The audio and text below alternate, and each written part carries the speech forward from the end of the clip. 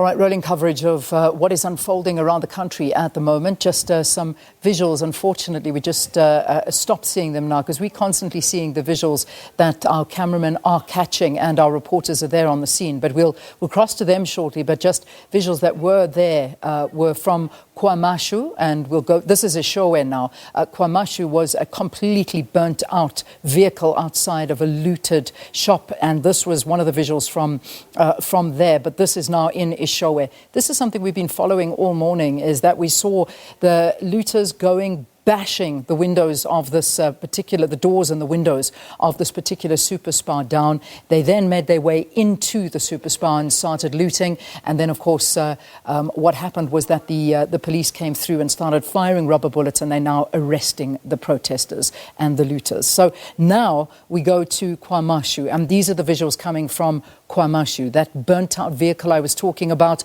and, of course, that super spa that has been looted and continuing to be looted. And at this point, we are not seeing any police officials that are there, and we'll keep on doing that.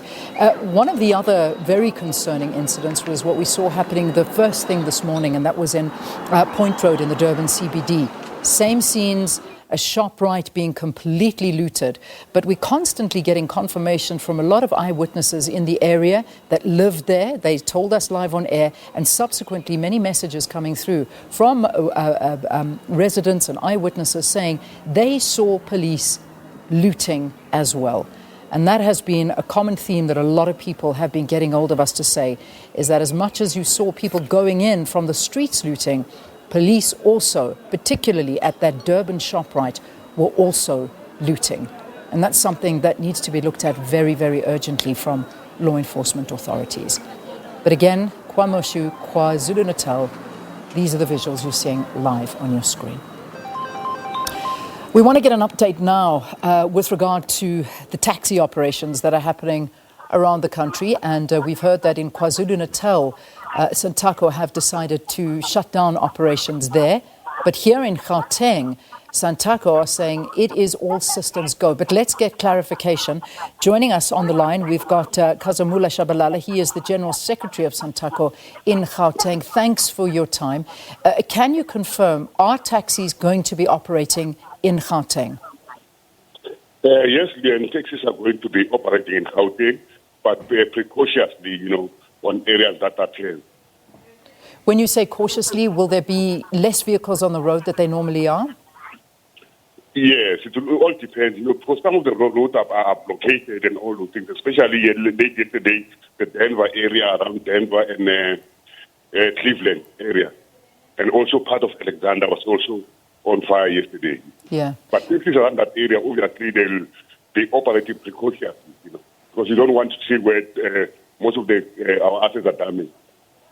My commute to work, I saw no taxis on the way, and usually I see the roads full of taxis trying to get people to their work and different destinations, but I saw nothing on my way. So one would have to plan your trip quite wisely, because from what I'm seeing, it looks like you're running at a very low capacity. That's just here in Gauteng. Is that the right advice to give to commuters? Yeah, it is a problem, Leon, that the government must just put their foot down and see how they can claim this protesters. Really, you remember, taxis are individually owned, so we are really taking precautions. Possibly, an individual person decides, no, my fleet will not go out, fearing for, the drivers and all that, Let's get a sense of what you're hearing from your drivers. Obviously, they are on the ground, they are with people all the time, and they're understanding what the plight is of people. What do you believe, from SANTACO's point of view, is behind everything that is happening? There are lots of reasons that have been given, but just from what you're hearing, what is your sense? The reasons really behind this whole thing, I don't know, because the people are speaking in terms. They'll tell you it's the release Zuma, the others will tell you. Some is just looting, to be honest. It's pure looting what's happening.